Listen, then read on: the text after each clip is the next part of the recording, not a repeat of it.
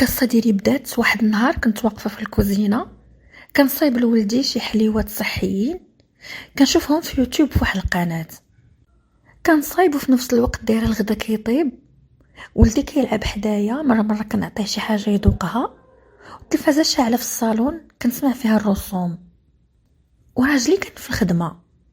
كنت عايشه واحد الحياه مستقره وزوينه، انا وراجلي وولدي معايا في الدار. عيط لي راجلي، جاوبته. قال لي راه غنجي للدار من هنا لواحد الساعه، غادي نتعطل اليوم. واش وجدتي الغدا؟ قلت ليه الغدا واجد، كنتسناوك غير انت راجلي العزيز، وقت ما جيتي نتغداو. قال لي غير علمتك انا اللي غادي نتعطل، الا بغيتي تغداو انت والولد. قلت ليه ماشي مشكل، حنا نصبروا عليك نتسناوك ساعه. كملت دوك الحليوات ومسحت ديك الكوزينه وبقيت جالسه كنتفرج انا وولدي، كنتسنى راجلي فوقاش يجي. وفعلا دازت ساعه وهو يجي. حطيت ديك المريقه وشليضه وحطيت العصير وحطيت الخبز، يلاه طيبته. جالسين انا وياه ولدنا كي بحال شي اسره سعيده ومستقره وفرحانين. قال لي ما فيا من ناكل. قلت له ياك ودي لاباس اش عندك؟ ياك ماشي ستريس ديال الخدمه؟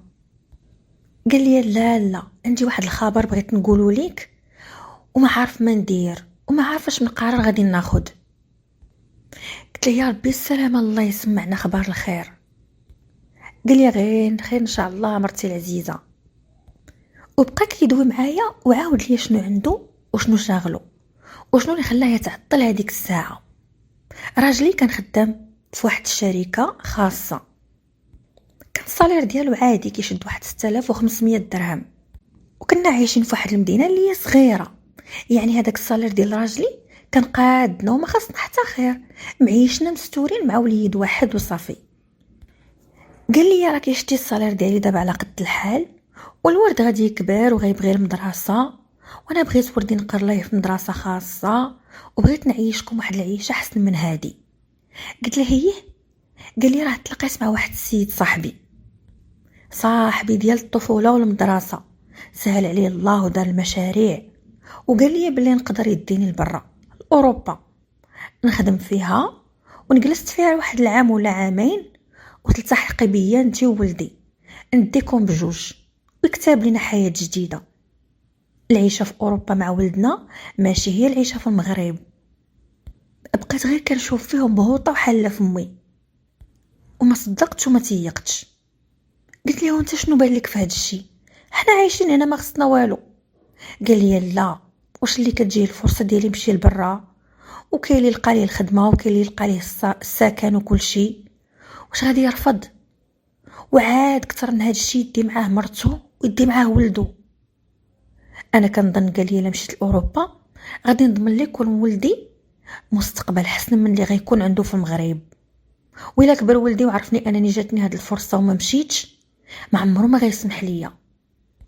قنعني بهدرته وقلت له عندك الحق، اللي تشوفوا انت نديروه كاملين، اللي بان لك هو هذاك مرحبا. كنا انا وراجلي مفاهمين لواحد الدرجه كبيره لا تتصور، وكنا مجوجين عن حب. وبقى كيهضر معايا ومضيوم وحزين شويه. قال لي الحل اللي كاين هو انني غنمشي كما شرح لي صاحبي، وغنجلس تما عام ولا حتى العامين. عاد ممكن انني نجيبكم عندي بالمساعده ديالو، وانا صعيب عليا نفارقك انت وولدي وهاد المده كلها. ودار الضغمه في الطاجين وما قدرش ياكلها، وطاح عليه الضيم وشدو الحزن. وبقيت كنشوف فيه وكنقول ليه ماشي مشكل، ياك انت قلتي مستقبلنا غيكون حسن وغنمشيو لبرا وتولي عندنا حياه وحده اخرى ونزيدو وليدات تما، ضروري من تضحيه، كل حاجه عندها ثمن. كاينين الناس مساكن كيمشيو كيجلسوا 5 سنين 6 سنين ما كيشوفوش والديهم، ياك انت قالك غير عام ولا عامين دغيا غادي يدوز. انا كاع نمشي نجلس مع والديا ولا مع داركم حتى كان بس هاد المده. وبقينا كنهضروا مجمعين انا وياه، وتعشينا. اديت لولدنا عستو وجيت جلست حداه في الصاله. انا جالسه نشر رجليا فوق السداري وكنتفرجوا، وهو متكي وحط راسو على رجليا على فخاضي، كنحك ليه شعرو مجمعه معاه كأي مرة كتعطي الدعم لراجلها في واحد الوقت اللي محتاج فيه الدعم. كندويو انا وياه وكنتناقشوا في الموضوع تا وصل علينا الصباح وحنا غير كنهضروا. واتفقنا انني غنجلس في الدار ونقابل الولد ويمشي هو يقلب على المستقبل ديالنا ونتبعوه ونبينا عليه السلام. وخا صعيب عليا نتفرق معاه مدة عامين، ولكن ضروري من التضحية. صافي تفاهمنا وبدا راجلي كيقاد فراقو كيوجد الاجراءات وحط لا ديميسيون ديالته في الخدمه وبقينا كنوجدو. واتفقنا انني نبقى في داري انا وولدي. قال لي غتبقاي في هاد الدار وغنبقى كارهه ليكم، ما تمشي لعند والديك لا عند والديا، ما قديت على المشاكل. وكان واحد ولد عمو ساكن في نفس المدينه اللي ساكنين فيها حنايا، وكان خدام وكان سيليباتير. كانت سميتو جمال، الله يعمرها دار.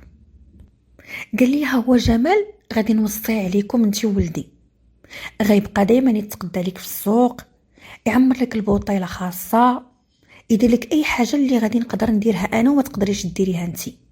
غيكون هو بحال عويناتي اللي غنخليهم معاك. المهم دازت الايام ودازت واحد 2 الاسابيع وجدنا كلشي وقدينا كلشي لهاديك الرحله اللي غادي يدير راجلي وغيمشي لبرا. ودوزنا هذيك السيمانه انا وياه غير في الحزن والبكا، ما سخيناش بعضياتنا وما سخاش بولدو. وصل داك النهار اللي غادي يمشي فيه المطار مع هذاك السيد نيت، ودانا جمال في الطوموبيل حتى المطار. كان المطار في المدينه الاخرى حيت حنا كنا ساكنين غير في واحد المدينه صغيره. بقينا غاديين انا وياه وولدي وكنتعاودوا كيبكي عليا مره ونبكي عليه مره، ومشينا معاه ودخل المطار وتسنينا حتى وصلت الوقيته ومشى مسكين وبقى غادي. وانا ولدي وجمال كنشوفوا فيه وكنودعوه بيدينا وهو كيشوف فينا ومره كيبكي. كانت واحد اللحظه الوداع صعيبه عليا بزاف.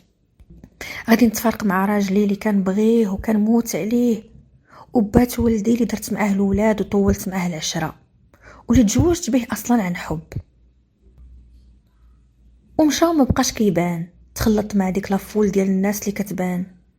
ما بقيتش قادره نميز الجسم ديالو وسط كاع دوك الناس اللي كانوا تما. صافي ورجعنا انا وولدي وجمال منكسرين، قلبنا دارنا. ولدي حتى هو كيبكي وكيقول لي بغيت نمشي مع بابا. المهم رجعنا في هذيك الطريق قمه الكآبه والحزن.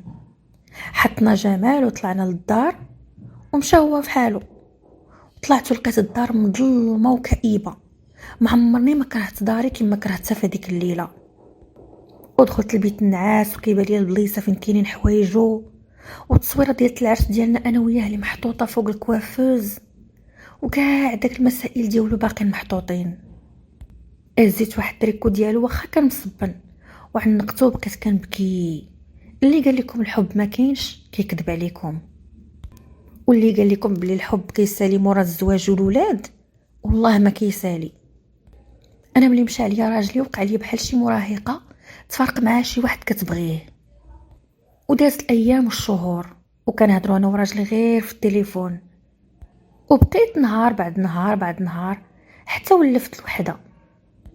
وقت ما خصتني شي حاجه ثقيله ولا شي تقضيه من السوق كيجيبها ليا جمال. وراجلي مخلي ليا واحد لاكارت كان كيفيرسي ليا فيها الفلوس، ما كان خاصني حتى شي حاجه، كان قايم بجميع الواجبات ديالو كراجل. كان عليا انا فقط نتسناه حتى يكمل هذيك المهمه ويدينا. دازوا الايام والشهور وداز عام. العام الاول كله داز، عمري ما شفت راجلي ولا شافني. وبديت كنقنط وكنمل، ودوك لي زابيل فيديو ما بقاوش قاضيين. كنهضر معاه كيشوف فيا كنشوف فيه كيشوف ولدو. صافي ولفت هذيك الوحدانيه، وليت عايشه بوحدي بحال شي وحده توفى لها راجلها ولا مطلقه ولا انا وولدي وصافي. بقيتش حاسه براسي مزوجه كاع، بقيت كنمل وبدا كيجيني واحد الضيم واحد الكآبه، وبقيت كنحس واحد الفراغ عاطفي رهيب بزاف. انا كنت واحد المراه عاطفيه وحساسه بزاف، وكنت دائما محتاجه لراجلي يكون معايا غير في الدار، ما يدوي معايا ما والو، يكون غير جالس معايا في الدار كنت كنرتاح.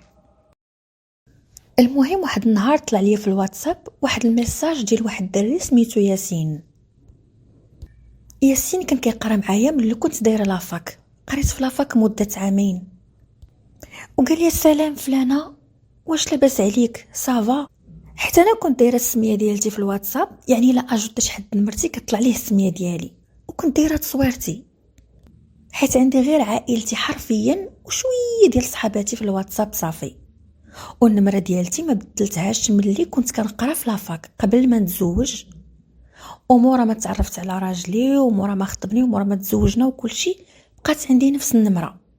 لانني واخا هكا كنت واحد البنت اللي نقيه وداخله سوق راسي وما كنتش داسره، وحق الله العظيم ما عمري ما كنت شي وحده داسره. الدليل ان نمرتي بقات هي وما كاينش اللي عيط عليا ولا يتصل عليا ولا شي حد كنت مصاحبه معاه ولا شي حد كنت مخلطه هذا مع هذا ولا والو. بكل ثقه بالنفس بقات عندي نفس النمره اللي كانت عندي سنوات، هي اللي بقات عندي وانا مزوجه. قال لي السلام السلام، قلت له السلام اييه انا هادي. قال لي غبورات هادي، وبقات عندي نمرتك وقلت نسول فيك. قلت لي سول فيك الخير اخويا ياسين، انت كي داير لاباس كذا كذا، وبقينا كنتعاودو كيدوي معايا. صافي عرفت بلي ياسين ولا استاذ في الكوليج كيقري لونجلي، وقال لي بلي انا ساكن في مدينه فلان فلانيه وسيليباتير مازال ما تزوجت ما والو، وبقينا كنهضروا. قال لي انت شنو درتي؟ قلت له انا راه تزوجت وعندي وليات كذا وكذا وكذا. شرحت ليه الحياه ديالتي كيفاش دايره. قال لي صدمتيني. قلت له والله الا هادشي اللي كاين. صافي بقينا كنهضروا، بقى كيقول لي غير اختي وكذا وكذا. واحد النهار هو يقول لي ما كنديرونجيك الا كنهضر معاك بما انك مزوجه وكذا، وهو يحط يديه على الجرح. قلت راه مزوجه ايه، ولكن بحالي الا ما مزوجاش. لقاني ياسين عامره وبغيت غير نخوي قلبي بحال شي مرا ملي كتكون عامره بالمشاكل وكتبغي غير تلاقى شي صاحبتها ولا شي اختها وتبقى تعاود ليها، ولا تدخل الفيسبوك وبدا تعاود بانونيم. وهو يجي ياسين في الواجهه، كون غير ما جاش، كون غير جات شي صاحبتي ولا شي واحد اخر، كون غير سديت فمي، كون غير بلوكيتو. المهم بقيت كنعاود ليه كاع ديك الشحنه اللي جا معاها في قلبي قلتها ليه. قلت لي انا مزوجه عن حب وراجلي كنت كنبغيه وكل شيء، وجابت الظروف انه غيمشي لبرا، ومشى لبرا. دابا هادي راه تقريبا 13 شهر، عام وشهر، وبقيت انا وولدي هنايا. وافتقدت راجلي بزاف، وافتقدت واحد الحس ديال الرجل اللي يكون معايا في الدار. وبقينا كنهضروا انا وراجلي لزابي الفيديو، وبقى غادي داك التواصل وكيقل بيناتنا. كل مره كيقل صافي ولات علاقتنا ممله بزاف. كيسولني واش خاص شي حاجه، كيسول في ولدو وهكذا. وفعلا هادشي اللي وقع. ما حد الوقت كيزيد ما حد داك التواصل بيني وبين راجلي وديك العاطفه اللي كانت بيناتنا.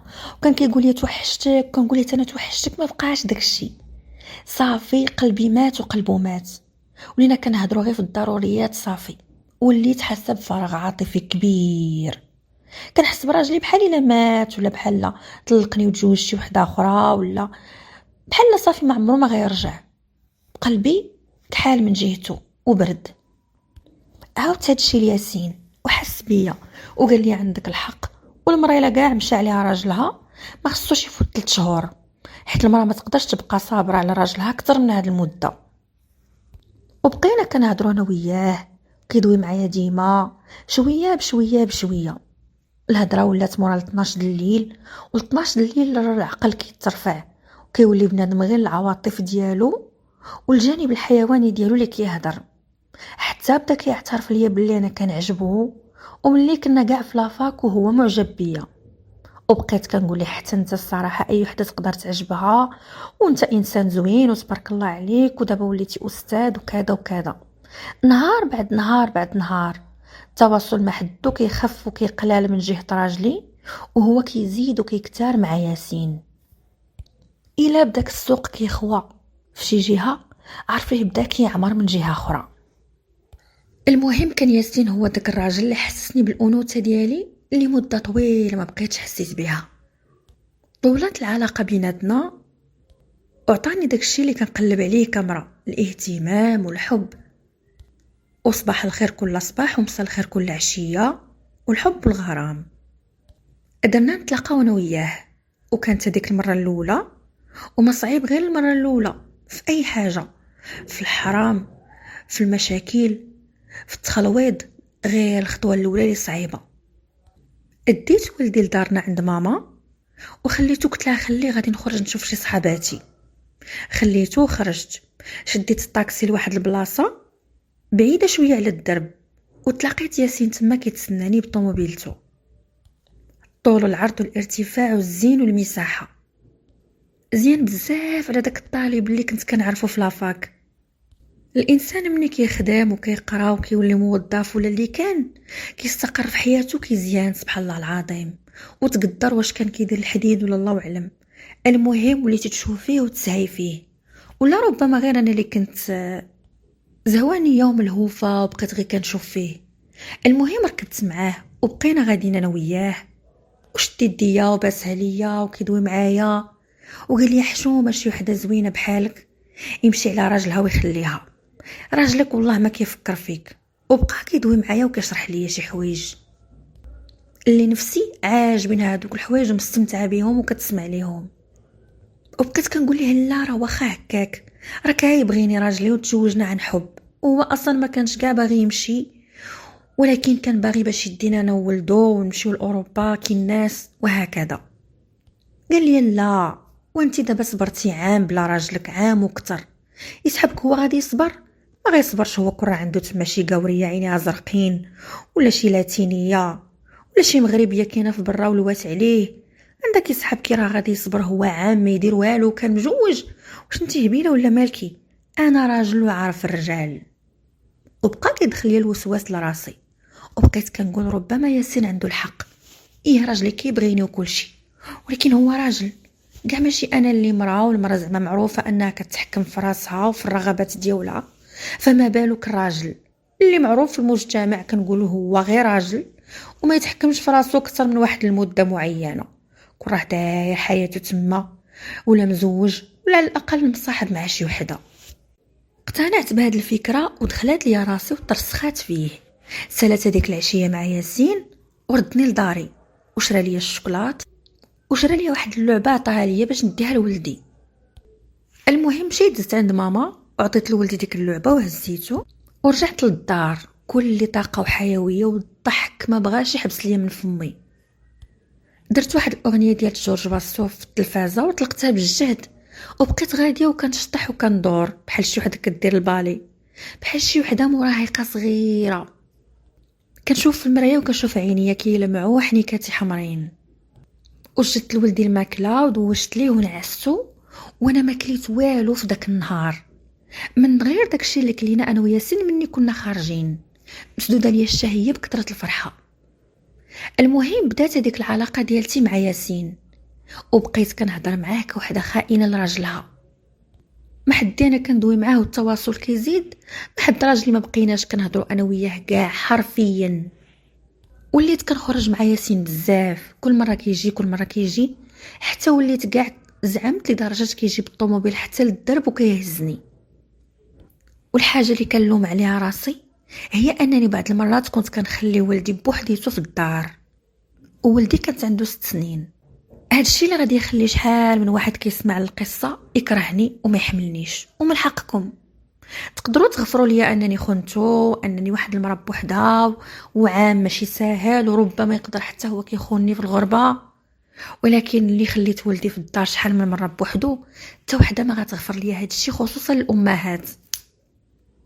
خليته شحال من مره كنقول ليه سد عليه الباب، كنطلق ليه التلفازه ونحط ليه الماكله وكنقول ليه انت ولدي جلس وما ديرش البساله وخليك هنايا، انا ملي غنسالي غادي نرجع ونجيب لك معايا الحلويات وكاع اللي تشهيتي، ما تقيس البوطه ما تشعل الروبيني ما دير والو.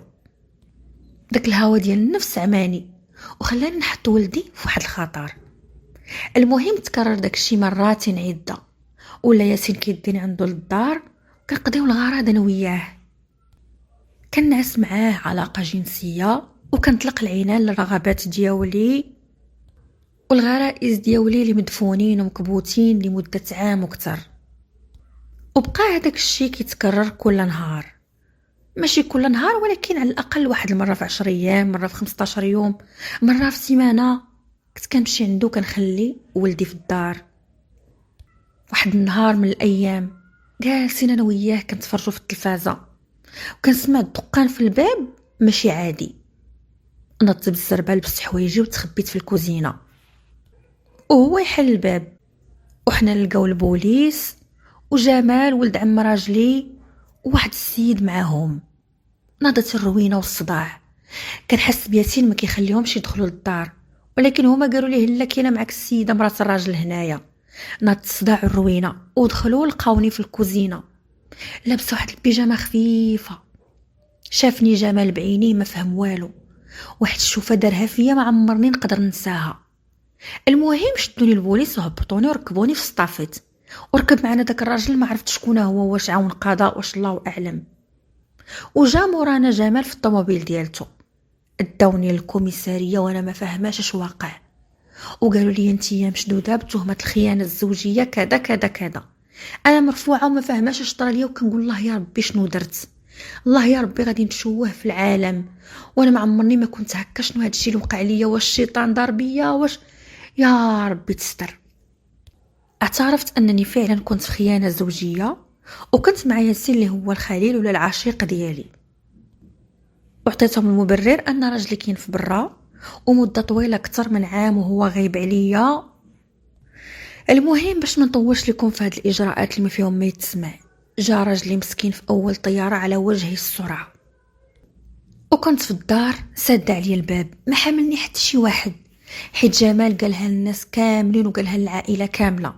با وامي كيحلفوا عليا شدوني تيفصلوا لي الراس على الجسد، عائله راجلي كيحلفوا عليا شدوني تيخويو عليا الماء القاطع.